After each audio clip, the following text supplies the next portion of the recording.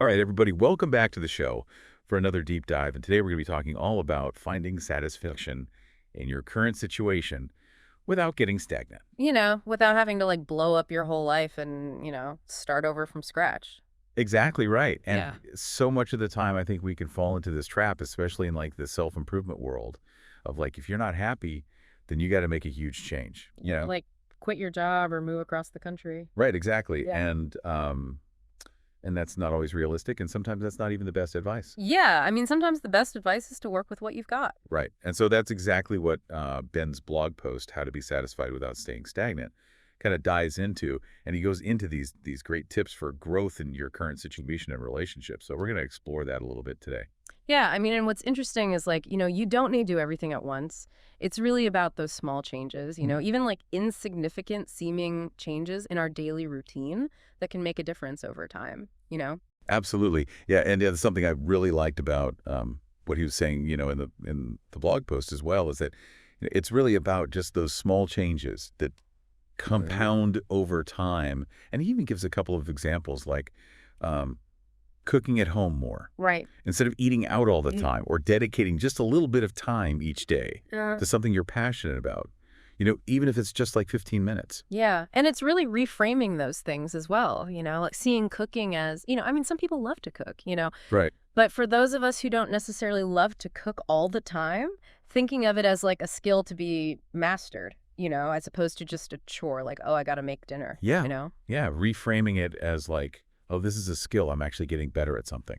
That can really change Exactly. your perception of it. Right. And it makes it less of a burden and more of like an opportunity to grow. Right. And so I'm curious, like, we talked about the small changes, but I think for a lot of people who are, listening or reading along with this, they might be thinking, oh, okay, but what if I'm feeling stuck like in a rut, not just with my daily task, but like with my overall direction in life? Yeah. How does Ben kind of address that? Yeah. And I think that's a common feeling, like feeling stuck, but not wanting to make those like huge life changes. And I think what he suggests is really helpful, which is you don't have to do it all at once. Right. It's really about taking those consistent actions, but in small doses, like you were saying, and that will actually build momentum over time. Right. And, he even talks about, something like habit stacking, where you're basically, adding new positive habits onto existing ones. Right. So maybe you start with, adding a 15-minute walk to your morning routine, and that snowballs into something else. Right. Or dedicating 30 minutes each evening to reading something, inspiring or educational, whatever it is. Right. And I think it's about finding what works for you, and not feeling like you have to follow somebody else's blueprint exactly. Absolutely. And I think that also kind of applies to what he talks about with relationships, bringing that same growth mindset to how we interact with the people around us.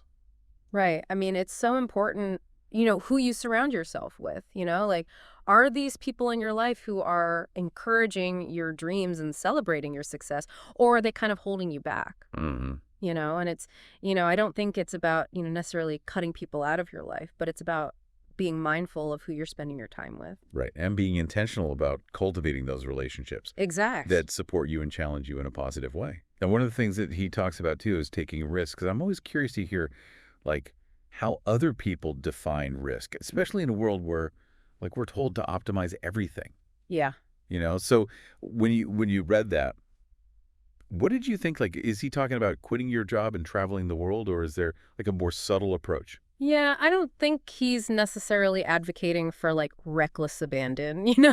Right. I think it's more about like stepping outside your comfort zone in thoughtful ways, like it Wow. could be trying a new hobby or taking on a new project at work that stretches your skills or, even having a difficult conversation, with someone that you've been avoiding. Right. It's about pushing yourself just enough to feel a little bit uncomfortable knowing that that's where the growth happens.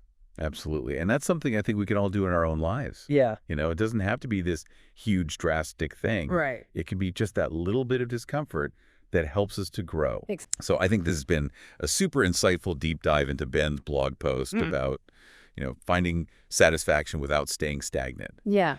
So I guess to kind of bring it all back to our listeners, what would you say is the most important takeaway?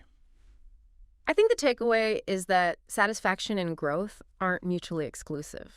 You can Mhm. be content with where you are in your life and still strive for more. Right. And it's about finding that balance between appreciating what you have Hmm. and actively seeking out opportunities to learn and evolve and grow, both personally and in your relationships. Right. And so, even if you are feeling really content right now, there's always room for growth, Uh-huh. you know? Absolutely. And that's something to keep in mind, I think, for all of us. Right. And those opportunities, like we were talking about earlier, they don't have to be these grand gestures. They can be Mhm. small, consistent actions taken with intention. And I Absolutely. think that's really the key takeaway here. So if you guys enjoyed this deep dive and you want to learn more about Ben's approach to finding satisfaction without getting stagnant, definitely check out his full blog post on aspireanddax.com. Yeah, and you can check us out on YouTube at Aspire and Act for even more content. And, think about what we've been talking about today and think about, in your own life where you're feeling that tension between wanting more and but also being afraid of change. And, what's one small step you can take today, inspired by this deep dive to actually cultivate greater satisfaction and growth. Yeah, don't wait for the perfect moment. Just start now. Exactly.